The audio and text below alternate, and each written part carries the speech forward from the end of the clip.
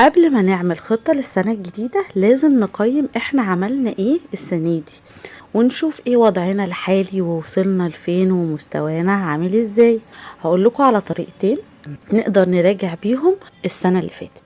اول طريقة، كده كده بتكتبوا او عندكم اساسا اجندة قبل كده او بتعملوا بوليت جورنال قبل كده ومسجلين الحاجات اللي انتوا عملتوها فيها، فده هيبقى سهل جدا ونبتدي نراجع جزء جزء. او تاني طريقة ان احنا نجيب الموبايل ونشوف احنا عملنا ايه السنة دي، نشوف الصور اللي احنا خدناها، نشوف التواريخ بتاعتها، رحنا فين، عملنا ايه، نستعيد الذكريات كده اللي مرت علينا خلال السنة. ويعني الحمد لله ان كلنا معانا تليفونات وفيها صور، فنقدر ان احنا نجمع الاحداث ونفتكرها من خلال الصور. فدول الطريقتين اللي انت ممكن تراجع بيهم السنة اللي فاتت. تعالوا نشوف بقى انا عملت ايه السنة دي ونشوف هنخطط ازاي للسنة الجديدة.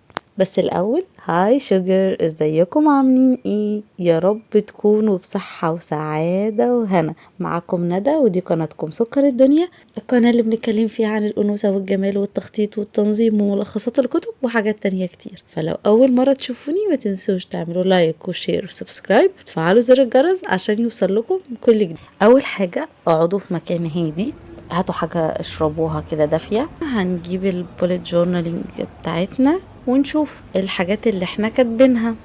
مثلا اول قسم بالنسبة لي هو الكتب. قريت تقريبا قريت 25 كتاب، بس في كتب ما كملتهاش، زي لغات الحب الخمسة قريت نصه، ربي الذي أكرهه برضو قريت نصه.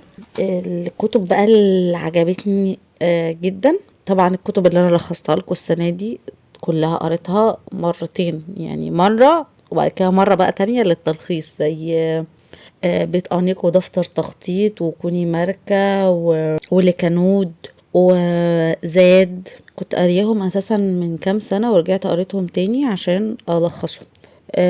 صنايعية مصر برضو من الكتب الحلوة قوي. في بقى روايات وقصص، والمليونير الخمسة ورواية أمل وعتبات العبودية وفن السعادة وعزيزتي طارة و12 شهر اعترافات وفكر وتصرف كأنك قط.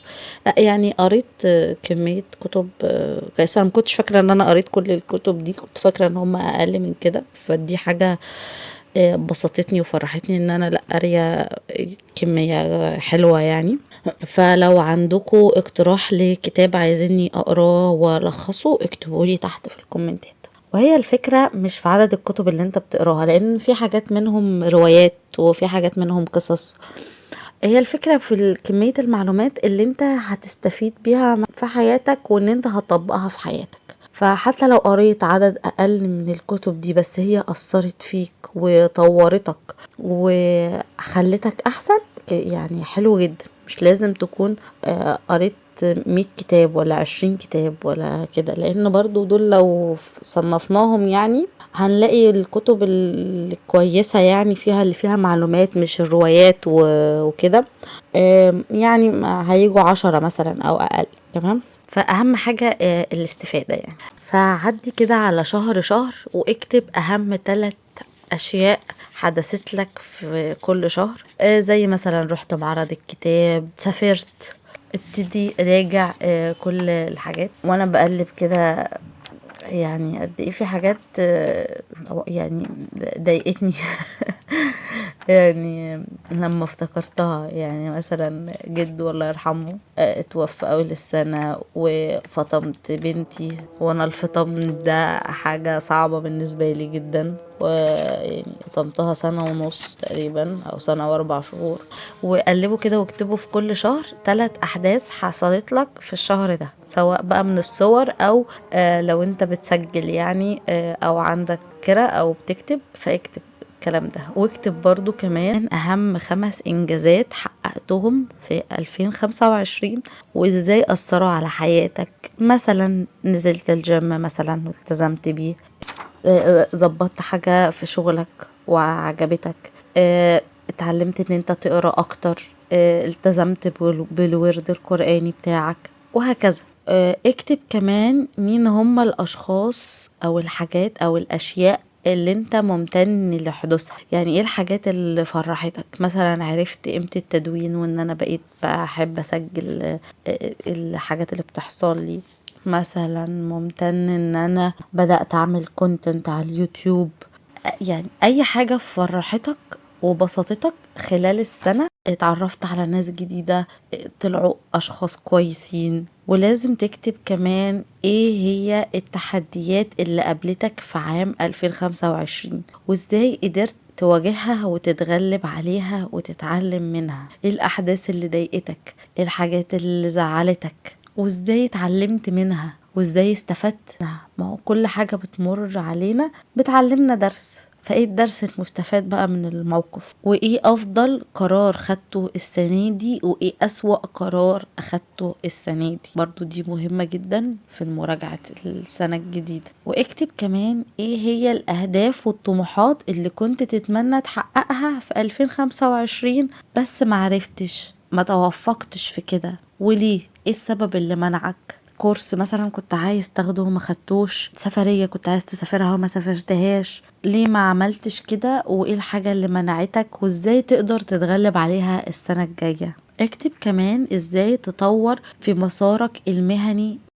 ايه هي الاشياء اللي اتعلمتها والكورسات اللي حضرتها والكتب اللي قريتها زي ما قلت لكم. وفي قناة في حاجات كتير قوي بتدي كورسات واسعارها رخيصة، وفي كورسات مجانية على اليوتيوب.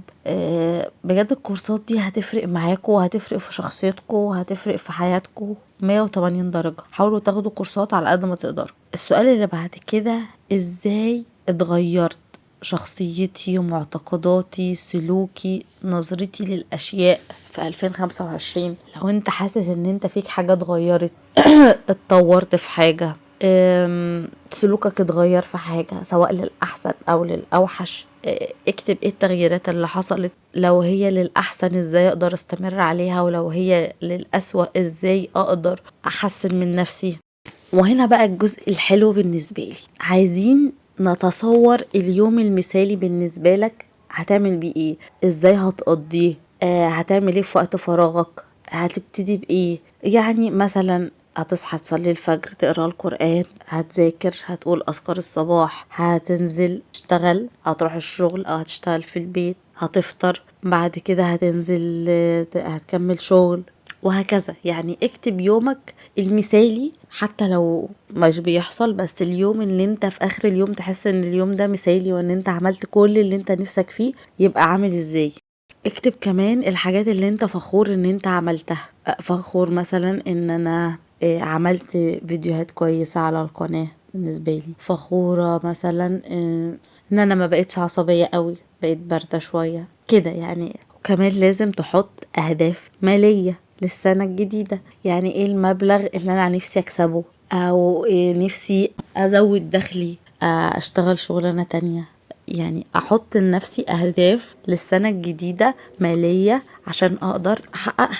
ابقى حاطة لنفسي خطة. واكتب كمان ايه الحاجات اللي انا عايزة اتعلمها في السنة الجديدة، الكورسات اللي انا بقى محتاجاها. احنا كده رجعنا السنة القديمة. السنة الجديدة بقى اكتب الحاجات اللي انا عايزة اعملها، الكورسات اللي انا عايزة اخدها، الاماكن اللي انا نفسي ازورها. واحدد 3 اهداف كبيرة عايزة احققها في خلال السنة. ايه هي اهم 3 اهداف كبيرة قوي نفسي احققها السنة دي؟ بعد ما اكتب ال3 اهداف دول، اقول اشوف بقى هدف منهم واحد بس، اقول ايه الهدف بقى الواحد من ال3 دول اللي انا لو حققته السنة دي هبقى كأني عملت حاجة كبيرة جدا. هو ده الهدف اللي انا المفروض ابتدي عليه، ولما ابقى اخلصه ادخل بقى على الهدف التاني والتالت. وكمان اشوف ايه هي العادات اللي انا عايزة اكتسبها في 2026 وازاي هقدر احققها. وايه هي العادات اللي انا نفسي اتخلص منها، ان انا مثلا بشرب قهوة ونسكافيه كتير، دي عادة سيئة عايزة ابطلها. نفسي ارجع اعمل رياضة، دي حاجة كويسة عايزة ارجع اعملها، وهكذا. وهنا انا طبعت عملت الاجندة بتاعتي اول سنة السنة دي اعملها. كل سنة كنت بشتري اجندة جديدة من 2019 او 2020 السنة دي بقى حبيت اعمل حاجة مختلفة، وحبيت ان انا اصممها بنفسي. هحط لكم اللينك بتاعها تحت في الديسكريبشن للي عايز ينزلها ويطبعها. هتكون جاهزة معاكم. هنا عملت دي الاجنده بتاعتي الجديده، انا اللي كاتبه 2026 بس طلعت شكلها مش حلو. هجيب كوريكتور وايه احاول اظبطها. المهم حبيت اعمل يعني صفحه كده شكلها حلو، وحبيت برضو ان السيم بتاع السنه دي يبقى فيه كتب، لان ان شاء الله ناويه اقرا كتب اكتر والخص لكم كتب اكتر. وبرضو هنا نفس النظام. يعني برضو صوره عجبتني. دي مراجعة العام الماضي. ما هي الدروس المستفادة من العام الماضي؟ ما الذي جلب لك أكبر قدر من السعادة؟ ما هي التجارب التي ترغب في تكرارها؟ ما هو أفضل قرار اتخذته وأسوأ قرار اتخذته؟ ما هو الإنجاز الذي تفتخر به؟ ما هو أصعب جزء في العام؟ وإيه هي الفرص الضائعة في العام الماضي؟ المونثلي جولز دوشة بقى معلش. هنا الكتب اللي انا ناويه اقراها، هبقى اكتب اسم الكتاب كده هنا. هنا الحاجات اللي هتفرج عليها. ما بتفرجش على مسلسلات وافلام كتير، بس ساعات يعني بيعجبني حاجه فبحب اتفرج عليها، او بشوف ريفيوهات عنها ان هي كويسه فبتفرج عليها، فهسجلها هنا. اللي بتفرج عليها يوتيوب وبودكاست وبرامج على اليوتيوب وكده. الافكار، اي فكره عجباني جت في دماغي شفتها وعايزه انفذها هكتبها هنا كده يعني. هنا بحب اسجل اللحظات الحلوه. وهنا هناكل ايه النهارده عشان ساعات الواحد بينسى، فبحب اكتب الاكل اللي كلنا بنتفق عليه. الدور بتاعت السنه. وهنا انجازات شهر يناير، وهنا الكالندر بتاعت شهر يناير والجولز بتاعت شهر يناير هكتبها هنا برضه عشان افتكرها، عشان كل يعني مش دايما بنعدي على الصفحه دي، فاهميني؟ فحبيتها تبقى هنا كمان عشان اشوفها على طول، كل ما اجي افتح النوت بوك اشوفها.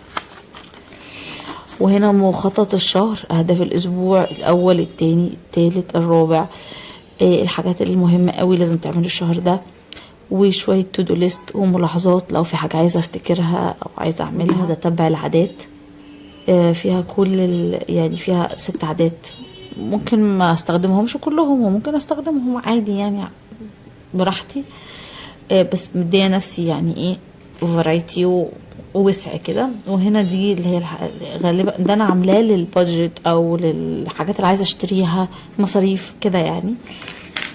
وبس، ونبتدي السنه الجديده. دول برضو حاجات عملتهم هنا، ده عشان شهر رمضان. اوكي، لما يجي شهر رمضان بقى هبقى الزقهم. وهنا بقيت الشهور بتاعت السنة نفس الفكرة. وبرضو هنا متتبع العادات ومخطط الشهر. وهنا بقى في مراجعة الشهر، برضو عاملة منها 12 نسخة عشان اراجع الشهر كله، ايه هي اكبر انجازات في الشهر، ايه التحديات اللي واجهتني، بشعر بالامتنان، ما الذي ترغب في فعله بشكل مختلف الشهر الجاي، عشان يبقى في رؤية واضحة للشهر الجديد. الشهر بقى هبقى ألزق الحاجات بتاعته، او حابين البي دي اف ده هسيبه لكم تحت في الديسكريبشن. بصت يعني من الحاجات اللي انا كنت كاتباها في الحاجات اللي مفرحاني السنه اللي فاتت، لما الفيديو بتاع أنوثة طاغية ده جاب 8000 مشاهده، which كان رقم بالنسبه لي كبير جدا جدا يعني. كنت مصدومه ان الفيديو جاب المشاهدات دي، فكتبتها.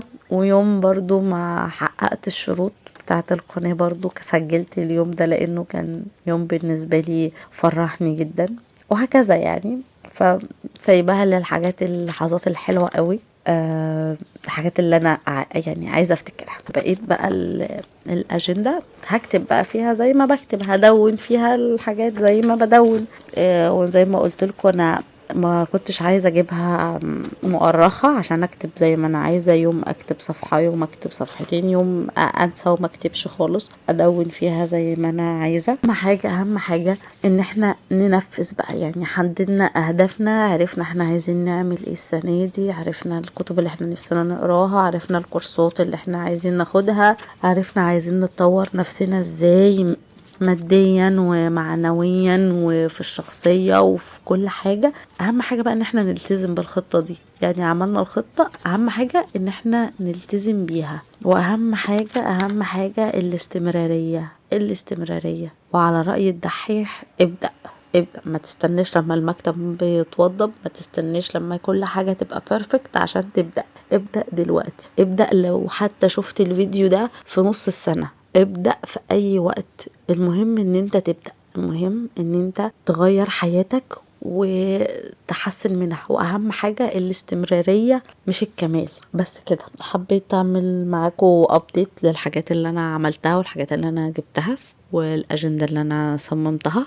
ومبسوطة بيها وفرحانة بيها جدا. وان شاء الله تبقى سنة حلوة علينا وسعيدة ومليانة انجازات ومليانة لحظات حلوة، ونتعلم من اللحظات الوحشة. وبس كده، وده كان الفيديو بتاع النهاردة. يا رب يكون فيديو خفيف ظريف على قلبكم، وكل سنة وانتم طيبين، سنة سعيدة عليكم جميعا. واتمنى ان يكون الفيديو عجبكم وتكونوا استفدتوا منه. هسيب لكم لينك البلانر تحت في الديسكريبشن لو حابين تحملوه. وبس كده، اشوفكم في فيديو جديد. سلام. او ما تنسوش بقى اللايك والشير سبسكرايب، واشوفكم في فيديو جديد. سلام.